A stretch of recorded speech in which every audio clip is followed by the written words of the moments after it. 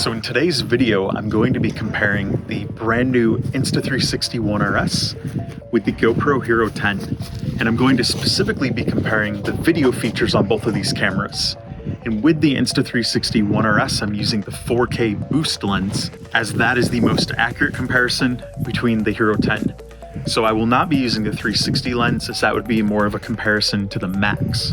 So today I'm going to focus on just the 4K boost lens, which has 4K and 6K options, and I'm going to compare that to the Hero 10. So one of the obvious differences you can notice here is the screen on this one is much smaller than the screen on here. So the screen on the GoPro, it's much easier to adjust settings and to tap on it and to drag around. Versus the screen on this one, it's very difficult to touch it. Like my thumb here basically takes up the entire screen size, but on here there's plenty of room to work with. So one recommendation I have is on the Insta360 ONE RS. Anytime you need to change settings, I recommend using the app on your phone when possible. It'll make it a lot easier. I find that it's tricky not to misclick on here and to not click the wrong thing. But on the GoPro, it's pretty easy to adjust settings. GoPro has these nice modes down here at the bottom too. So that is one key difference right off the bat. And if we turn the cameras around, there's another obvious difference.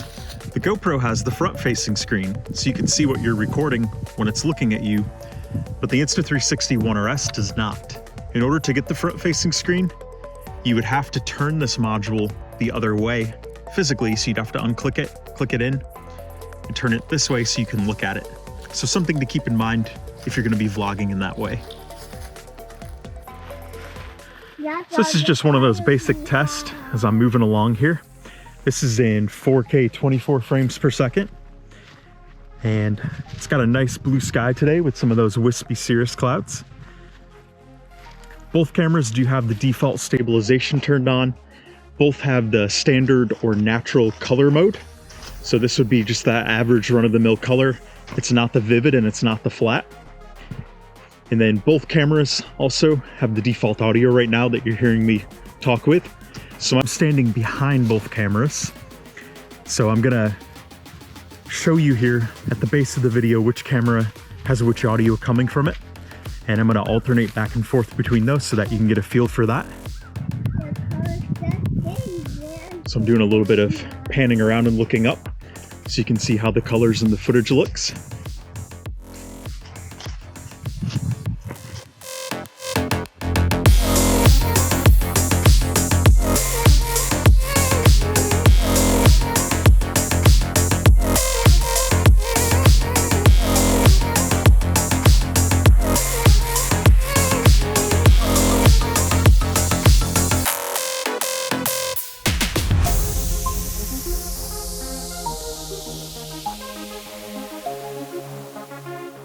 All right, so next test here is me talking to the camera. So over here, we've got the ONE RS, and right here, we've got the GoPro Hero 10. So I'm gonna alternate back and forth a little bit with the audio here, so you can determine which one sounds best. So one of the new features on the Insta360 ONE RS is the microphone placement. It has more microphones built into it.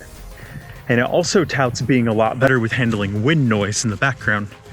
So on both of these cameras, I have it set to the default audio setting. I did not adjust anything or tweak it. I just have it filming as it comes default for the audio. So we'll see how the Hero 10 here sounds compared to the Insta360 ONE RS over here. And today there is a little bit of a wind. It's kind of on and off, it's not constant. So today is not by any means the worst day for having the wind noise. Today is actually pretty good for that. But it will be interesting to see when the gusts come up, if we can hear any of that or not in the background.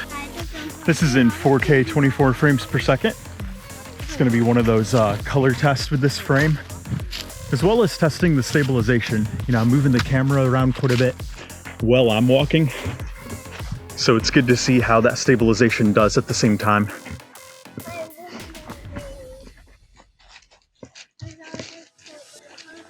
Just looking at these cameras, I definitely like how the GoPro's handling the color of that deep blue sky today. I feel like the color looks more natural on the GoPro.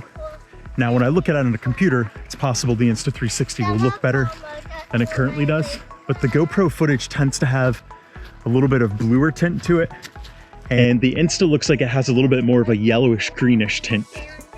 So when I share all this footage with you, I'm not going to color grade it. I'm just going to share it exactly as it comes out of the camera so that you can get an accurate depiction of what that looks like.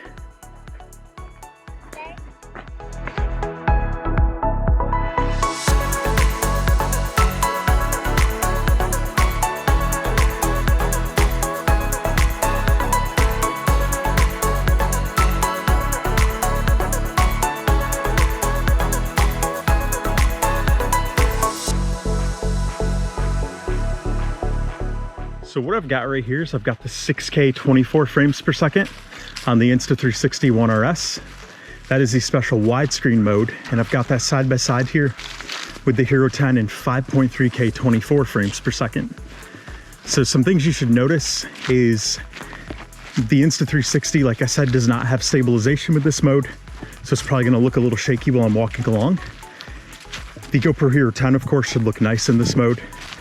If you've seen my video before, I talk about the anamorphic lens that you can put on the Hero 10. So basically what the Insta360 is doing is essentially a built-in version of the anamorphic. So one of the nice things about that is you don't have to correct that later on when you're editing. The Insta360 ONE RS does that in camera. So you're gonna have that widescreen resolution there. When you export the footage, it's gonna be right there for you and ready to go. This would be a true highest resolution with 24 frames per second from each camera. Now, something to note is if you're using the Insta360 editing software that they provide for free, they do have the gyroscope data, which I believe you can use with the widescreen to correct the stabilization later on. So if you do shoot without stabilization, like you have to in 6K, because that's not available as an option, then you may be able to correct that and stabilize it later on if you want to edit with that software. So something that's worth noting with the Insta360 ONE RS versus the GoPro is price. So the GoPro has a lot of different promotions that go on with its camera, but if you were to buy it without a promotion, you would pay about $499 for the Hero 10. Now the Insta360 ONE RS, if you got that package with just the 4K boost lens and not the 360, that would only cost $299. So that is something to consider when it comes to price. If you are a GoPro subscriber, you can usually get the Hero 10 for about $350. So that's still about $50 higher than the Insta360 ONE RS. So technically the Insta360 ONE RS is a little bit cheaper if you get just the 4K boost lens and not the 360 or the 1-inch lens. But at the same time, the resolution only goes up to 4K 60 on the ONE RS. And on the Hero 10, it goes up to 5.3K 60, and you also can do 4K 120 frames per second on the Hero 10. Whereas on the ONE RS, you can only do 2.7K 100 frames per second for the slow-mo mode. So that's another important distinction to keep in mind. Now it went in.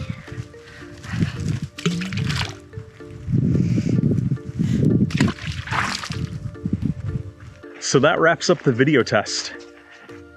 I hope you find these tests to be useful in distinguishing the differences between the Hero 10 and the Insta360 ONE RS.